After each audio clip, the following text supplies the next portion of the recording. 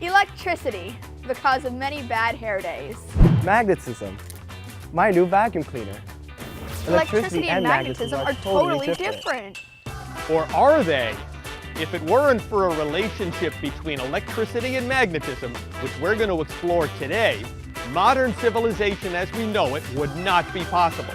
There'd be no television. No computers. No vacuum cleaners. And no lights. Well, that's better. Well, we're going to learn about electricity today, so get ready. It's science time. How does it work? Can I eat it? With a smell. Will it explode? Ooh, can I touch it? Science is like that. The more you learn, the more questions you have. It's science time.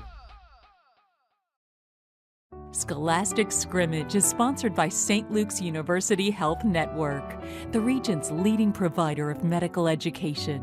For more than 100 years, St. Luke's has been dedicated to educating physicians, nurses, and healthcare professionals. To learn more, call St. Luke's InfoLink, toll free at 866 St. Luke's, or visit sluhn.org.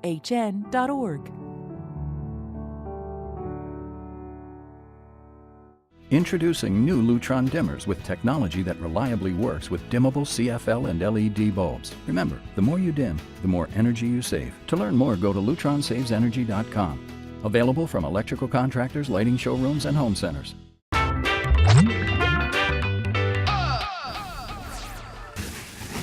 Hey James, look. When I rub this balloon against my head, it makes my hair stick. Like a magnet. Cool, can I try? Sure. I think it works better with your hair. So, how does it work? Well, magnets work because of, well, magnetism. But this works because of static electricity. I know. Let's ask Dr. D. Ask me what? Hi, Dr. D. We just had some questions about the differences between static electricity and magnetism. Well, maybe electricity and magnetism aren't entirely different. Oh, they're certainly different in some ways. But they are related, like opposite sides of the same coin. And if it weren't for this relationship, modern civilization as we know it would not be possible. What do you know about electricity? We have electricity in our houses. We plug in things like lamps and alarm clocks to make them work. Don't batteries make electricity too? Oh yeah. And I think electricity sounds a lot like the word electron. And that's not a coincidence. All ordinary matter is made from atoms. They're so tiny, it took scientists thousands of years to even know they existed. Atoms are like the building blocks of the universe. Everything is built up from about 100 different types. But that's a story for another episode. All we need to know when it comes to electricity is that there is a part at the center of the atom called the nucleus. And there are tiny things called electrons that are circling around it. Electrons have a negative charge. Neutrons have no charge.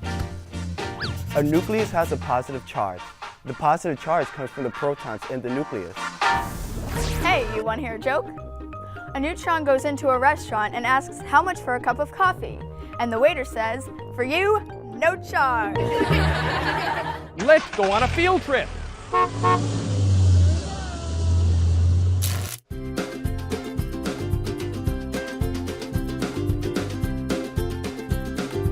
Hey guys, Brittany here. We're at the Da Vinci Science Center in Allentown to plug into all the coolest stuff. Come on. Okay, Isabel, so where are we standing at right now? We're standing at the powerhouse. It's a house that shows you how you can save electricity in your home by having like motion sensors so the lights are only on when you're in the room, or making sure you unplug chargers when you're not using them so the electricity isn't going to useless things. Now that's a bright idea. I see something back here. This is a bicycle and it has a light switch on it. This isn't your typical bike. Yeah, it can be used to power the three lights up there, the incandescent, the CFL, and the LED. It's attached to a generator that then brings the power from the bike to the lights. How many pedals does it take to power these light bulbs?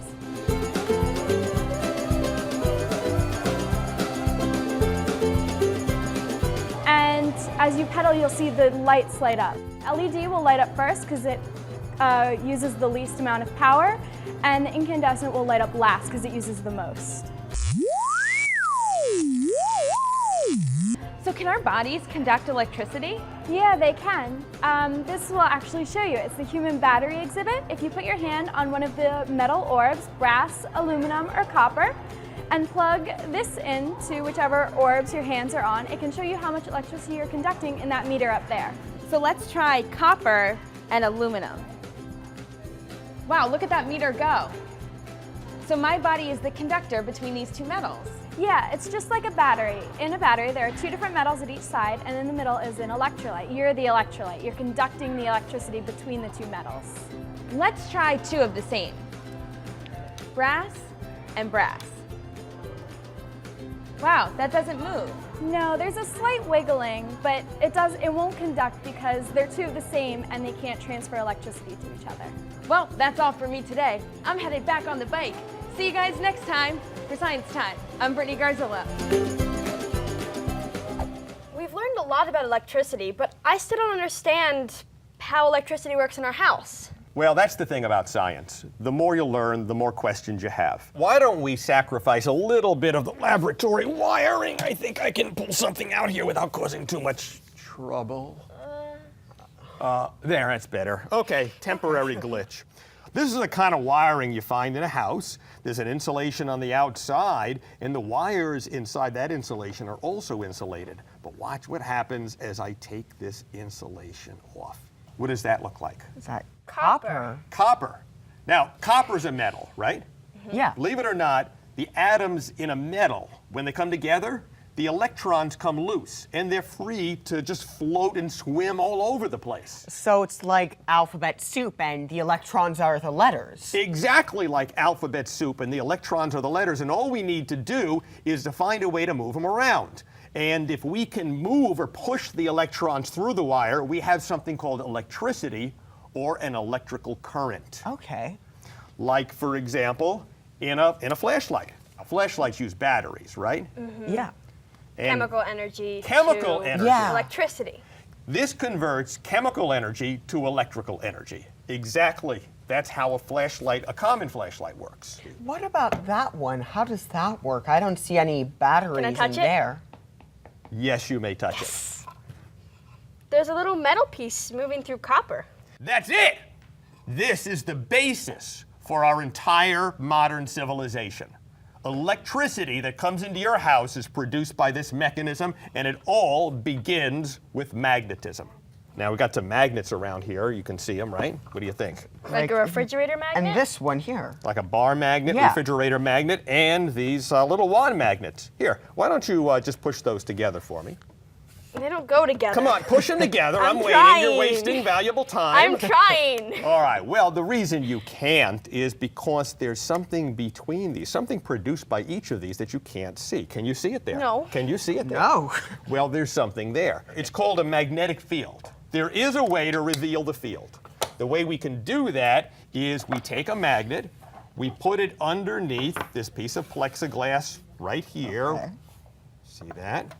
If there were nothing surrounding that magnet, it should just be uniformly spread over the paper, right? Yeah. Well, let's see what really happens. You see a pattern developing, don't you? Yeah. Yeah, Do you see like It's kind of circular. like a spider almost. it's kind of Yeah. spidery circular, where these are the magnetic field lines that actually go from the north pole of the magnet to the south pole of the Wow. magnet. And so these are the poles. And exactly, those are the poles of the magnet. You can see the field lines stretching out from one to the other. This is a permanent magnet.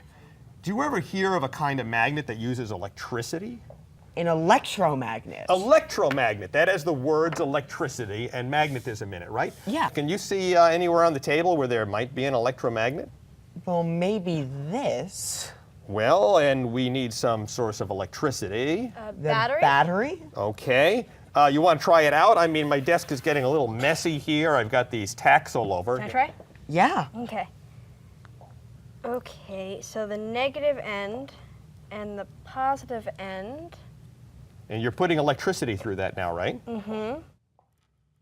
And they all stick to You it. cleaned up the desk perfectly. Now, what do you think is going to happen if we stop the electricity from flowing through the wire by removing one? They all fall. Perfect. Exactly. We've just used electricity to make magnetism. Sometimes it's said that nature is symmetric. You know what that means? Symmetric like people's faces or like butterflies? Exactly. So like one side is equal to the other. Exactly. Now, nature is that way as well. So with that in mind, see if you can finish this sentence. If we can use electricity to produce magnetism, then maybe we can use magnetism to produce electricity. Okay, now what we have over here is a meter. This meter here points to 0 when there's no electricity. Now that's not surprising, right? Because, well, all I have here is a coil of wire. Yeah. But watch this. Take this magnet and move it in and out of the coil of wire. And tell me what happens. The The meter is moving back and forth. You're making electricity just like we did with this guy here, because that is a magnet going through a coil of wire. Okay. Now what happens if you hold it still in there? It doesn't move. Just stays at 0. What does that mean? It's not producing Not making any electricity. electricity. I guess there's no free lunch in nature, right? You don't Dang. get something for nothing. You have to convert one kind of energy to another. So like kinetic energy to electric energy. Exactly. Yeah. Kinetic energy, the energy of motion, to electrical energy. In a big power generating facility that like powers your home, they would actually not have something moving in and out, but rather they'd have like a coil of wire spinning by a magnet. What we've learned here now is that this relationship between electricity and magnetism, a very fundamental relationship in a science called physics, is the basis for all of the electricity that we use in our modern civilization.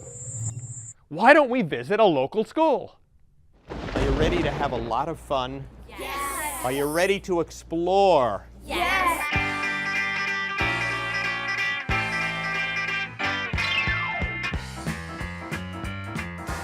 We're going to investigate how we can take electricity directly from light. It's called solar energy. Here I've hooked up a little electric buzzer. And watch this. Ready? The electricity is being produced by the solar cell that's getting its energy from the light. This station here has a combination of solar-powered electrical generation and the crank generators that use electromagnetic induction. You can take fans, lights, again, one of these dollhouse lights, even one of these light-emitting diodes, and we can light it up using a solar cell. With this station right here, we're going to explore electricity as produced by electromagnetic induction, which is when we use the crank generator to produce electricity. Watch this.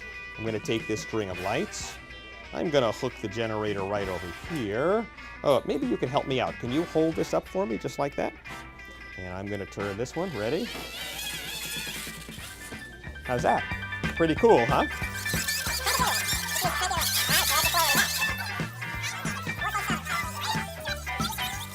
But Dr. DeLeo, how do we make enough electricity to power the whole world? Yeah, we use lots of electricity. The principle is the same as the electromagnetic induction in this little hand crank generator, only on a scale that's much, much larger. Imagine a generator the size of this room. Why don't we go have a look? Would you like to come with us?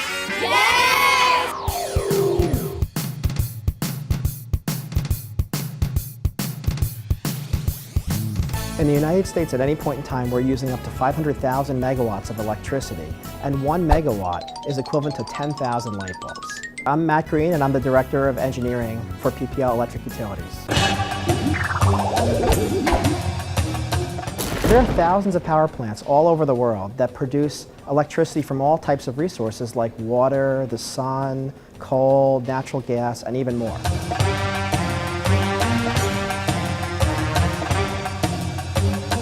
Those power plants are connected to really, really big power lines. And some of them, a single power line, are so big that they can power over 1 million homes all by themselves. They run through the entire world, and they connect to each other kind of like a spider web. And it's kind of like a really big network. some of those lines come into your neighborhood and get smaller and smaller, and they kind of turn into little roads, kind of like the roads by your house. And eventually, each of those lines gets small enough to where it connects to each and every home in your neighborhood.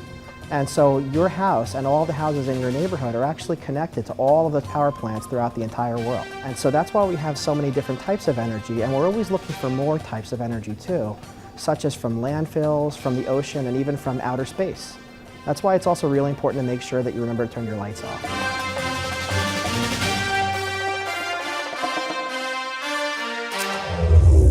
In a normal atom, there is as much positive charge as there is negative charge. That is, there are as many electrons as there are protons. But, and here's the biggie, electrons can come loose. And that explains a whole lot about electricity. Here's something you can try at home. All you need is some tape. You want to do it? Yes. Okay, take 2 pieces of tape, and you're going to stick them on the edge of the table, making sure that you can still grab them off. Next one. Now you're going to take both of them and pull them off really fast, and push the back ends together. Whoa. Because they both picked up the same charge. Like charges repel. Right. Stick one back on the edge of the table, and stick the other one on top of it. Like this? Like that. And you're going to pull them both off together. Grab them together. Now you're going to pull those two apart really fast. You stick them back together, and they attract. Whoa. Because opposite charges attract. Like charges repel. And opposite charges attract.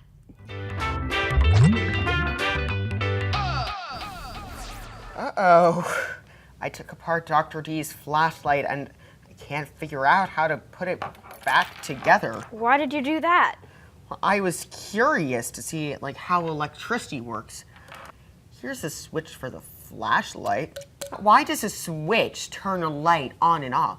Well, here's a switch for the lights. Hey, who turned out the lights? Oops. And what happened to my flashlight? I'm sorry, Dr. D. I just want to learn more about how electricity works.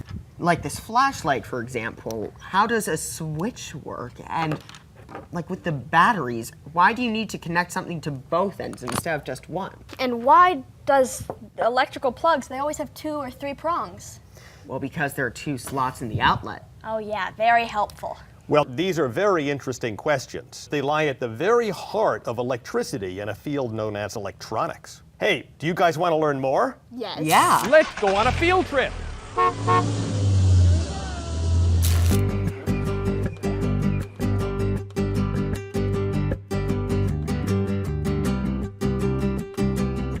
Hey guys, it's Brittany here. We're at the Da Vinci Science Center in Allentown to learn about some electrifying stuff. Come on. Okay, Tyler, so what do we have here? This machine is called Jacob's Ladder, and Jacob's Ladder is a device that produces electricity through an electrical spark gap. And as we hit the button here, you see that the electricity starts at the bottom, and then it will eventually, once it heats up, move its way to the top. And it changes color. So as it's rising, it changes the color because it's cooling at the same time. So at the bottom it's blue, here you see it white and a little bit of yellow. Very cool. So Tyler, I know what this is. This is an electric meter, and they're found in every home. Yes. What is this exhibit showing us? Well, this exhibit is showing us how to read an electrical meter. You see there's these small little dials here numbering from 1 through 9. That's what the professional would read, but personally, you'd read this little disc here that will move, showing you how much electricity you're using throughout the house. So the faster it's spinning, the more electricity you're using? Correct. Which one do you think uses the most electricity? I think the drill uses the most. The hairdryer. Look at how fast that's spinning. So the hairdryer uses the most electricity. What about the light bulbs? The incandescent light bulb actually does use a lot of electricity. Oh, that's interesting. So the fluorescent light bulb uses the least amount of energy, and the hairdryer uses the most. Now that's some shocking stuff. For Science Time, I'm Brittany Garzillo. Electricity, the flow of electrons in a wire. Volts, A measure of the force that moves electrons through a wire. Electrician, a person who specializes in electrical wiring, like the wiring in your house. Complete circuit, an arrangement of wires, a circuit, in which electric currents start at one end of a source, such as a battery, and ends at the other end. Circuit breaker, an automatic switch that cuts off electricity under certain conditions, such as those that might cause a fire. Want to hear a joke? What's an electrician's favorite flavor of ice cream? Chocolate. Okay, why did the ceiling lights go out? They got tired of hanging around the house all day. Any more jokes like that, and I'll have to charge you with assault and battery. Let's go to the laboratory. What's this? Oh, that's an old digital display converter circuit diagram. That looks complicated. I didn't think I could ever understand that. Actually, you could. You're pretty smart. But not right now, because you haven't had any experience with simpler circuit diagrams. Would you like to see one? Yeah. This is a simple circuit diagram. It still looks pretty complicated. It's almost like hieroglyphics. It's all Greek to me. Well, Egyptian anyway. Well, I don't think it's as bad as you think. How about we build one of these using real parts? Would you like to do that? Yeah. Yeah. Well, battery, switch, light bulb. See if you can figure out how to do that. Yes. Let's set them up like this. So we can put the switch up top, the battery over here, and the light bulb over here. Good idea. So it looks like the picture. Yeah. So we're gonna need wires in between, but we gotta figure out which ones to use. This end won't connect to this end. I think this is the one we're looking for, because this one sticks underneath the screw and it connects to there. Okay. Do you know what you call that? No idea. A lug, but we're just going to call it a fork. Right, so you put these two together, and so you put one of these on top, I guess. Yep. Lefty loosey, righty tighty. And what do you call those things again? Wire nuts? Wire nuts, yes. Kind of goes on like a hat, doesn't it? Yeah. So you put this. It's not gonna fit unless we loosen it though. Okay. So let's loosen this up. Okay. And will it fit? Let's see. Yeah. Okay, let's tighten it. Got it? You're really good with that screwdriver. Thanks. Okay. And then Is that this right here? light bulb. Light bulb? So you do one end and I'll do the other. Yeah. You're doing great. Okay. All right. So they're all together now. 3, 2, 1. Yeah. It worked. It lit up. That wasn't nearly as hard as you thought it was going to be, No. was it? No. Do you It's pretty realize easy. that your house is wired using many of these same parts? Do you realize there are probably hundreds of wire nuts like this in your house and probably thousands in this laboratory? Now let's see if you can answer any of the questions that you raised earlier.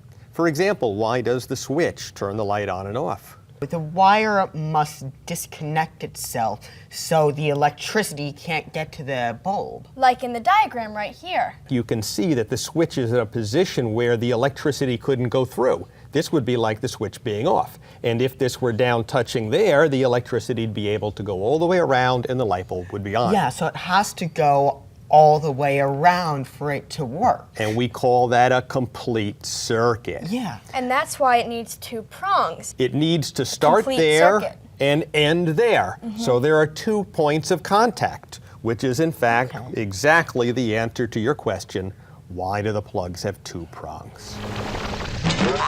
Let's see how they use these concepts in the real world.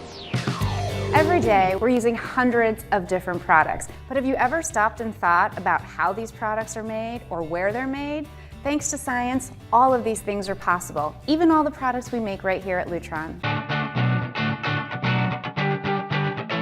I'm Melissa Andresco, and I'm the Public Relations Director at Lutron Electronics. And we make everything from a dimmer to use on your bedside lamp, to motorized window shades, to systems that control entire football stadiums, shopping centers, and office buildings. For some of our dimmers, we can pack up to several hundred electronic components inside this very small space. So there's a lot of science packed into these little dimmers. Hi, my name is Tim Majewski. I'm an engineer here at Lutron Electronics. We use an electronic switch inside that can turn the lights on and off 120 times every second. And by varying how much we turn the lights on and off with that switch, we can change the brightness of the light bulb. I'm sure you're familiar with this device. This is an iPad. I'm sure you play games on it, watch movies, surf the internet, right? And Lutron has created a new innovation where you can actually control your lights and your motorized window shades from an iPad. Dimmers also save energy. In the US alone, dimmers save about 10 billion kilowatt hours every year in energy. And what does that mean? About $1 billion in utility costs. What about stuff like computers and smartphones? You know, digital devices. These kinds of devices actually make decisions. Sometimes these decisions are so complicated that they almost seem like magic. But believe it or not, each of these complicated decisions is simply the result of a huge number of very simple decisions. Some of these simple and basic decision makers can be demonstrated using a series and a parallel circuit. Why don't we visit a local school?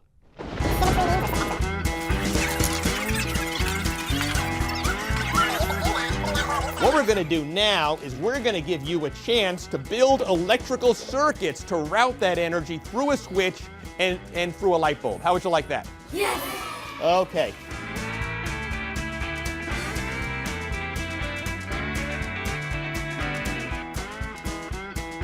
Oh my goodness, that's beautiful. Can you tell me why the switch is there? So you could open and close the circuit to turn off and on the light. Did you have trouble making this circuit? No. Were you afraid? No. Did you follow the diagram? Yes. That's what we want to see.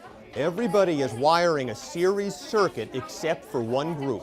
Why don't we go over and take a look at what they're doing? This group here, they're doing the harder parallel circuit. You guys doing okay? Yeah. Okay, good work. You designed circuits that make decisions. This is the basis of every electrical device of any complexity that you have. Because you see, even though that looks like a simple decision, when you put millions or billions of those together, you can perform something that appears to be magic. And yet it's real. See you next time on Science Time. Introducing new Lutron dimmers with technology that reliably works with dimmable CFL and LED bulbs. Remember, the more you dim, the more energy you save. To learn more, go to LutronSavesEnergy.com. Available from electrical contractors, lighting showrooms, and home centers.